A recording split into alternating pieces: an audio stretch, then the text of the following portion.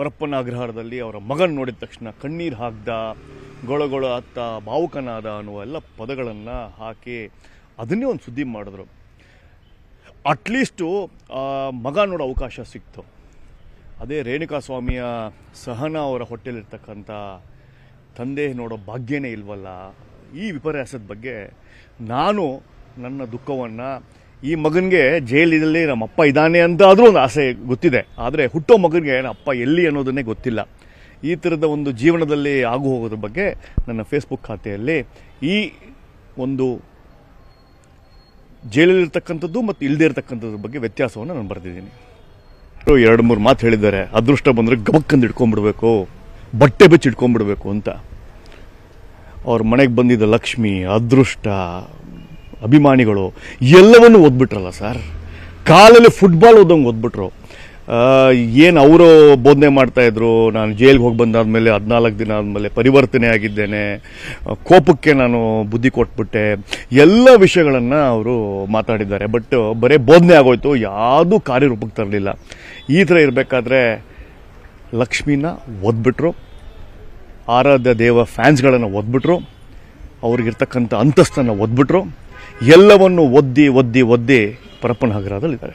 25 ವರ್ಷ ಕನ್ನಡ ಚಿತ್ರೋದ್ಯಮ ಸ್ಯಾಂಡಲ್ವುಡ್ ಏನು ನಾವು ಆಚರಿಸ್ತಾ ಇದ್ದೇವೆ, ಎಲ್ಲವೂ ನಮ್ಮನ್ನು ಗುರುತು ಹಿಡಿತಾ ಇದ್ದಿದ್ದು ಡಾಕ್ಟರ್ ರಾಜ್ಕುಮಾರ್ ವರನಟ ಅವರ ಒಂದು ಕೇಂದ್ರ ಬಿಂದು ಆಗಿಟ್ಕೊಂಡು, ವಿಷ್ಣುವರ್ಧನ್ ಅವರ ಒಂದು ಸಿಂಪ್ಲಿಸಿಟಿ ಬಗ್ಗೆ, ರೆಬಲ್ ಸ್ಟಾರ್ ಅವರ ಒಂದು ಕರ್ಣನ ಭಾವನೆಗೋಸ್ಕರ, ರವಿಚಂದ್ರನ್ ಅವರ ಕ್ರಿಯೇಟಿವಿಟಿಗೋಸ್ಕರ, ಹಂಸಲೇಖ ಅವರ ಹಾಡಿಗೋಸ್ಕರ, ಹೀಗೆ ಭಾರತದಲ್ಲಿ ಕನ್ನಡದ ಚಿತ್ರರಂಗವನ್ನು ಒಂದೊಂದಕ್ಕೆ ಹೋಲಿಸ್ತಾ ಇದ್ರು.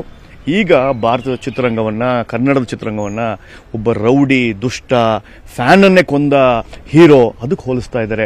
ಅದಕ್ಕೆ ನಾವು ಈ ಕೆಟ್ಟ ವಿಷಯಕ್ಕೆ ನಾವು ಚರ್ಚೆಗೆ ಬರ್ತಾ ಇದ್ದೀವಿ.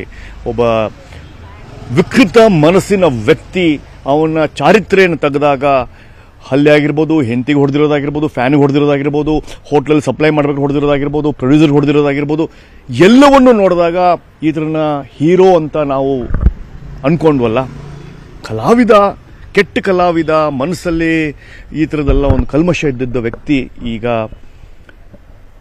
ಕೃಷ್ಣನ ಜನ್ಮಸ್ಥಾನದಲ್ಲಿ ಸೇರಿಕೊಂಡಿದ್ದಾರೆ. ಮಾಡಿದ್ದನ್ನೋ ಮಾರಾಯ, ಉಪ್ಪು ತಿನ್ನೋ ನೀರು ಕುಡಿಲೇಬೇಕು, ಎಲ್ಲದಕ್ಕೂ ಒಂದು ಅಂತ್ಯ ಇದೆ. ಈ ಅಂತ್ಯ ಹೀಗಾಗಬಾರ್ದಾಗಿತ್ತು. ಫ್ಯಾನ್ಸ್ಗಳೆಲ್ಲ ಪಾಪ ಓದ್ಕೊಂಡಿಲ್ಲ, ಅಂಧಭಕ್ತರು, ತಿಳ್ಕೊಂಡಿಲ್ಲ ಆಧುನಿಕ ಜಗತ್ತು ಹೇಗೆ ಮುಂದೆ ಹೋಗ್ತಾ ಇದೆ ಅಂತ ಇವ್ರಿಗೆ ಗೊತ್ತಿಲ್ಲ, ಯಾರಿಗೆ ಅಭಿಮಾನಿಗಳಿಗೆ ಗೊತ್ತಿಲ್ಲ. ಅವರು ಡಿ ಬಾಸ್ ಅಂದ್ಕೊಂಡಿದ್ದಾರೆ. ಅದು ಡಿ ಬಾಸ್ ಚೇಂಜ್ ಆಗಿ ಈಗ ಆರ್ ಬಾಸ್ ಆಗೋಗಿದೆ, ರೌಡಿ ಬಾಸ್ ಆಗೋಗಿದೆ. ರೌಡಿ ಬಾಸ್ ಯಾಕಂದೆ ಅಂದರೆ ಅವತ್ತು ನಾವು ಮಾಧ್ಯಮದಲ್ಲಿ ನೋಡಿದ್ವಿ, ಒಂದು ರೌಡಿ ಶೀಟರನ್ನು ತೆಗಿಬೇಕು ದರ್ಶನ್ ಅವ್ರ ಮೇಲೆ ಅಂದಾಗ ಅದಕ್ಕೆ ನಾವು ಕೊಟ್ಟ ಒಂದು ವ್ಯಾಖ್ಯಾನ ಆರ್ ಬಾಸ್ ರೌಡಿ ಬಾಸ್. ಈಗ ರೌಡಿಗಳನ್ನು ಹೇಗೆ ಹೆಡೆಮುರಿ ಕಟ್ಟಿದ್ದಾರೆ ಪೊಲೀಸರು, ಅಲ್ಲಿ ಅವರನ್ನು ಪರಪ್ಪನ ಅಗ್ರಹಾರ ಕಳಿಸಿದ್ದಾರೆ. ನನಗೆ ಬೇಜಾರಾಗುತ್ತೆ, ನನಗೆ ತುಂಬ ನೋವಾಗುತ್ತೆ. ಆಟೋ ಡ್ರೈವರ್ ಆಗಿರ್ಬೋದು, ಓದ್ಕೊಳ್ದೇ ಇರ್ಬೋದು, ಆಗದೆ ಇರ್ಬೋದು, ಅವರಿಗೆ ದರ್ಶನ್ ಒಬ್ಬ ಬಾಸು, ಒಬ್ಬ ಹೀರೋ, ಒಬ್ಬ ಆರಾಧ್ಯ ದೇವ ಅಂತ ಪೂಜೆ ಮಾಡ್ತಾ ಇದ್ದಾರೆ. ಆದರೆ ತುಂಬ ಬುದ್ಧಿವಂತರು, ಓದ್ಕೊಂಡಿರೋರು, ತಿಳ್ಕೊಂಡಿರೋರು, ಸ್ಥಿತಿವಂತರು, I stand for D Boss, I stand for Darshan ಅನ್ನುವ ಒಂದು ದೊಡ್ಡ ದೊಡ್ಡ ವೇದಾಂತ ಮಾತುಗಳು ಹೇಳ್ತಾ ಇದ್ದಾರಲ್ಲ. ದುಃಖ ಆಗತ್ತೆ. ನಾನು ಈ ಟೈಮಲ್ಲಿ I could also remember Sanjay Dutt ಅವ್ರನ್ನ ಜ್ಞಾಪಿಸ್ಕೊಂಡೆ ಅಂತ. ಅಪರಾಧಿ ಸ್ಥಾನದಲ್ಲಿದ್ದ ಮೇಲೆ ಅವರು ಏನು ಅವರಿಗೆ ಕನ್ವಿಕ್ಟ್ ಆಗಿ ಅವರಿಗೇನು ನಿರ್ದೇಶನ ಕೊಟ್ಟಿತ್ತು ಸರ್ವೋಚ್ಚ ನ್ಯಾಯಾಲಯ, ಆ ರೀತಿಯಲ್ಲಿ ಅವ್ರು ನಡ್ಕೊಂಡ್ರು ಸಹ ಹಾಗೆ ಅವರು ಸಿನಿಮಾವನ್ನು ಮಾಡ್ತಾ ಹೋದರು. ತದನಂತರದ ದಿನಗಳಲ್ಲಿ he has been one of the most sorted actor. Darshan ಅವ್ರ ವಿಷಯದಲ್ಲಿ ವೇದಿಕೆ ಮೇಲೆ ಬಂದಾಗ ಒಂಥರ, ಹಿಂದ್ಗಡೆ ಒಂಥರ, ಹಿ ಈಸ್ ನಾಟ್ ದ್ಯಾಟ್. ನಾಚಿಕೆ ಸ್ವಭಾವದವರು, ತುಂಬ ವೆರಿ ಶೈ ನೇಚರ್ಡ್ ಪರ್ಸನ್. ಅವರ ಬುದ್ಧಿಶಕ್ತಿ ಏನಾಗಿದೆ, ಅವರ ನಾಗರಿಕ ಚಿಂತನೆ ಏನಾಗಿದೆ, ಅವರ ಸಮಾಜದ ಕಳಕಳಿ ಏನಾಗಿದೆ, ಅವರ ಮನುಷ್ಯತ್ವ ಏನಾಗಿದೆ ಅನ್ನೋದನ್ನು ನನಗೆ ಯಾವ ಥರದ ಒಂದು ಸಪೋರ್ಟನ್ನು ಮಾಡ್ತಾ ಇದ್ದಾರೆ ಅನೇಕ ನಟಿಯರು. ಒಬ್ಬನ ಕಡೆ ವಾಲ್ತಾ ಇದ್ದಾರೆ, ಏನೋ ಅನುಕೂಲಕ್ಕೋ ಅಥವಾ ಯಾವ ಥರಕ್ಕೆ ಅವ್ರನ್ನ ಓಲೈಕೆ ಮಾಡ್ತಾ ಇದ್ದಾರೆ ನಂಗೆ ಅರ್ಥ ಆಗ್ತಾ ಇಲ್ಲ. ಇದು ನಂಗೆ ಆಶ್ಚರ್ಯ ಆಗುತ್ತೆ. ನಾನು ದರ್ಶನ್ ಅವರ ಫ್ಯಾನ್ಸ್ಗೆ ಅವರನ್ನು ನಾನು ಮಾಫಿ ಮಾಡಬಲ್ಲೆ. ಅವರು ಎಂಟರ್ಟೈನ್ಮೆಂಟ್ ಮಾಡಿದ್ದಾರೆ, ಅವರಿಗೆ ಖುಷಿ ಪಡಿಸಿದ್ದಾರೆ, ಡ್ಯಾನ್ಸ್ ಆಡಿದ್ದಾರೆ. ಅದಕ್ಕೆ ಅವರ ಐಕ್ಯೂಗೆ ಅವ್ರು ಯೋಚನೆ ಮಾಡಿ ಮಾಡ್ತಾ ಇದ್ದಾರೆ. ಅವ್ರನ್ನ ಫರ್ಗ್ಯೂ ಮಾಡೋಣ. ಓದ್ಕೊಂಡಿರೋರು, ಬುದ್ಧಿವಂತರು, ವಿದ್ಯಾವಂತರು ದರ್ಶನನ ಸಮರ್ಥನೆ ಮಾಡ್ಕೊಂಡಿದೆಯಲ್ಲ, ಇದನ್ನು ನಾನು ಸಹಿಸಲಾರೆ. ಮನಸ್ಥಿತಿ, ಅವರ ಬುದ್ಧಿವಂತಿಕೆ, ಅವರಿಗೆ ಇರ್ತಕ್ಕಂಥ ಈ ಮಾನವನ ಜೀವಕ್ಕಿರ್ತಕ್ಕಂಥ ಒಂದು ಗುಣಗಳು ಯಾವುದೂ ಇಲ್ಲ ಅನಿಸ್ತಾ ಇದೆ ನನಗೆ. ಕೇವಲ ಒಂದು ಪೊಲಿಟಿಕಲ್ ಸ್ಟ್ಯಾಂಡ್ ಸತ್ಯನ ಸತ್ಯವಾಗಿ ಹೇಳಬೇಕು, ಕಪ್ಪು ಕಪ್ಪು ಅಂತಲೇ ಹೇಳಬೇಕು. ಇಲ್ಲ ಸ್ವಲ್ಪ ಗ್ರೇ ಇದೆ, ನೀವು ನೋಡಿದ್ದೀರಾ, ಕಾನೂನಿದೆ, ಗೆದ್ಕೊಂಡ್ಬಂದ್ಬಿಡ್ತೀವಿ. ಒಬ್ಬ ರಾಕ್ಷಸದ ಕೆಲಸ ಮಾಡಿದ್ದಾರೆ, ಹೊಡೆದಿದ್ದಾರೆ.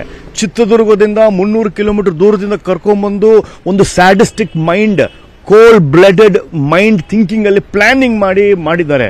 ಅದರಲ್ಲಿ ಒಂಥರ ಪ್ಲಾನಿಂಗ್ ಇದೆ.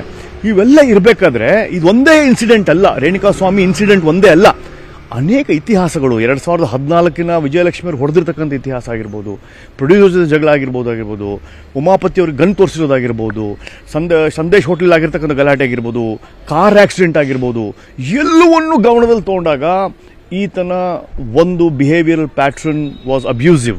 ಈತನ ಬಿಹೇವಿಯರ್ ಪ್ಯಾಟ್ರನ್ ಸ್ವಲ್ಪ ರೆಬಲ್ ಆಗಿತ್ತು, ಎಕ್ಸೆಸಿವ್ ಫೋರ್ಸ್ ಇತ್ತು, ಒಂದೇನೋ ಡಿಸಾರ್ಡರ್ ಇತ್ತು, ಯಾವುದೋ ಒಂದು ಸೈಕಾಲಜಿಕಲ್ ಪ್ರಾಬ್ಲಮ್ ಇದೆ, ಖಿನ್ನತೆಗೆ ಒಳಗಾಗಿದ್ದಾರೆ. ಅದಕ್ಕೆ ಅದನ್ನೆಲ್ಲ ಮುಚ್ಚಾಕ್ಲಿಕ್ಕೆ ಈ ಥರದ್ದೆಲ್ಲ ಹೊಡೆದಾಟ, ಬಡಿಯೋದು, ರೌಡಿಸಮ್ಮು, ಕಿರ್ಚಾಟ, ಕೋಪ ನೆತ್ತಿಗಿರೋದು ಎಲ್ಲವನ್ನೂ ನೋಡಿದಾಗ ಅವ್ರದ್ದೆಲ್ಲ ಏನೋ ಪ್ರಾಬ್ಲಮ್ ಇದೆ. ಆ ಪ್ರಾಬ್ಲಮ್ಗೆ ಇವ್ರು ಸಪೋರ್ಟ್ ಮಾಡ್ತಾರೆ ಅಂದರೆ ಇವರ ಚಿಂತನೆ ಏನು, ಇವರ ಅನಿಸಿಕೆಗಳೇನು, ಆಲೋಚನೆಗಳೇನು, ಅದನ್ನು ಪ್ರಶ್ನೆ ಮಾಡಬೇಕಾಗತ್ತೆ. ಕಲೆ ಸರಸ್ವತಿ ಕೊಟ್ಟಿರ್ತಕ್ಕಂಥದ್ದು, ನಿಮಗೆ ಲಕ್ಷ್ಮಿ ಮತ್ತು ಬಂದಿರತಕ್ಕಂಥದ್ದು ಕಲೆ ಸರಸ್ವತಿ ವರದಾನ. ಇದು ದುಷ್ಟರು ರಾಕ್ಷಸರು ಮಾಡುವ ಕೆಲಸ. ಒಂದು ಅಶ್ಲೀಲವಾದಂತಹ ಒಂದು ಮೆಸೇಜಿಗೆ ಈಗ ಇದೆಲ್ಲ ನಡೀತು ಅನ್ನೋವಂಥದ್ದು. ಯಾವ ರೀತಿಯ ಅಶ್ಲೀಲವಾದ ಮೆಸೇಜು? ಕೃತ್ಯ ನಡೆದಿದೆ, ಅದು ಸತ್ಯ, ಅದನ್ನು ನಾವು ಅಲ್ಲಗೆಳೆಯೋಕ್ಕಾಗಲ್ಲ. ಹೇಗಾಗಿದೆ, ಯಾಕಾಗಿದೆ ಅದು ನನಗೆ ಗೊತ್ತಿಲ್ಲ. ಆ ಮೆಸೇಜು ಬಂದಿರೋದ್ರಿಂದ ಇದು ಒಂದಾಗಿರಲ್ಲ. ಈ ಥರ ಪ್ರಕರಣ ಎಷ್ಟೋ ಸಾವಿರಾರು ಹುಡುಗಿಯರು ಆತ್ಮಹತ್ಯೆನೂ ಮಾಡ್ತಾರೆ. ಗಜಾಂತರ, ಇದಕ್ಕೆ ಸಂಬಂಧವೇ ಇಲ್ಲ. ಸಮರ್ಥನೆ ಮಾಡ್ಕೊಂಡವ್ರೂ ಒಂಥರ ಮಿನಿ ರಾಕ್ಷಸರೇ ಅನ್ಕೊಂಡ್ಬಿಡ್ತೀನಿ ನಾನೀಗ. ಯಾಕೆಂದ್ರೆ ಇದನ್ನ ಅವ್ರು ಸಮರ್ಥನೆ ಮಾಡಿಕೊಂಡು ರೇಣುಕಾಸ್ವಾಮಿ ಅವರು ಏನ್ ಮಾಡಿದ್ದ ಗೊತ್ತಾ ನಿಮಗೆ, ರೇಣುಕಾಸ್ವಾಮಿ ಎಷ್ಟು ಮೆಸೇಜ್ ಕಳಿಸಿದ ಗೊತ್ತಾ ನಿಮಗೆ, ಅದು ಹೊಲಸು ರೀ, ಅದು ಗಲೀಜು, ಅದಕ್ಕೆ ನೋಡ್ಕೊಳಕ್ಕೆ ಕಾನೂನಿದೆ, ಪೊಲೀಸ್ ಇದೆ, ಸೈಬರ್ ಕಂಪ್ಲೇಂಟ್ ಇದೆ, ಅವನ ಮೇಲೆ ಏನ್ ಬೇಕಾದ್ರೂ ಮಾಡ್ಬೋದಿತ್ತು. ಅದನ್ನ ಬಿಟ್ಟು ನಾನೇ ಕಾನೂನಿಗೆ ತಗೊಂತೀನಿ, ನಾನೇ ಬುದ್ಧಿ ಕಲಿಸ್ತೀನಿ ಅಂದ್ರೆ ಇದು ಎಲ್ಲಿಗೆ ಹೊರಟಿದೆ? ನಿಮ್ಮ ಶಕ್ತಿ ಎಲ್ಲಿದೆ? ಅವ್ರಿಗೆ ಯಾರಿಗೂ ಒಂದು ಮನೆ ಕಟ್ಟಕ್ಕೆ ಒಂದು ಲೋನ್ ಸಿಗಲ್ಲ. ಬಾಡಿಗೆ ಮನೇಲಿರೋದೇ ಭಾರಿ ಕಷ್ಟದ ವಿಷಯ ಇದೆ. ಎಷ್ಟೋ ಜನ ಆರ್ಟಿಸ್ಟಿಗೂ ಅಷ್ಟೇ, ಕಲಾವಿದರಿಗೂ ಅಷ್ಟೇ. ಯಾವುದೇ ಸರ್ಕಾರ ಆಗಲಿ, ಯಾವುದೇ ಸರ್ಕಾರದ ಆರ್ಗನೈಸೇಷನ್ಸ್ ಆಗಲಿ, any institutions, no one has recognised us. ಯಾರು ಬಂದಿದ್ದಾರೆ ನಮ್ಗೆ ಇವತ್ತು? No one has come to us. ನನಗೆ ಬಂದು ಬೇರೆಯವ್ರು ಹೊಡೆದಿದ್ದಾರೆ, ಇದೆಲ್ಲ ಆಗಿರೋ ಘಟನೆಗಳು ನಂದೇನೆ. ಬಂದು ಹೊಡೆದ್ರೆ ನನ್ಗೆ ಬಂದು, ಓ ನೀವು ಆ್ಯಕ್ಟ್ರೆಸ್ ಅಲ್ವಾ, ಅದಕ್ಕೆ ಹಿಂಗೆ ಮಾಡೋದು ಅಂತ. Why can't I speak today? I should. It's time that I must speak from my own industry who has given me food and this recognition. I have no hesitation in saying this. Ivatwarigu na ಒಂದು industry anta recognize madilla. Do you have any idea who recognizes us? Nobody recognizes us. And nobody ever cried for anyone but us. Nobody, cinema industry, nowhere, no government has recognized us. No corporate system or no private institution has recognized us. Nobody has recognized us, and nobody has come and stood for us till today. That is the truth. ನಿಮ್ಮ ಬುದ್ಧಿಶಕ್ತಿಯಲ್ಲಿದೆ, ಹೆಣ್ಮಕ್ಕಳ ಬುದ್ಧಿ ಮನ್ಕಾಲ್ ಕೆಳಗೆ ಅಂತ ಒಂದು ಗಾದೆ ಇದೆ. ಅದೇ ನಿನ್ನೆ ನಾನು ನೋಡಿದ್ದು. ನಾನು ಐ ಸ್ಟ್ಯಾಂಡ್ ಫಾರ್ ದರ್ಶನ್ ಅಂತ ರಾಜಾರೋಷವಾಗಿ ಕಣ್ಣೀರು ಬೇರೆ ಹಾಕೊಂಡು ಎಮೋಷನಲ್ ಆಗಿ ಮಾತಾಡಿದ್ದು ಹಾಸ್ಯಾಸ್ಪದವಾಗಿತ್ತು.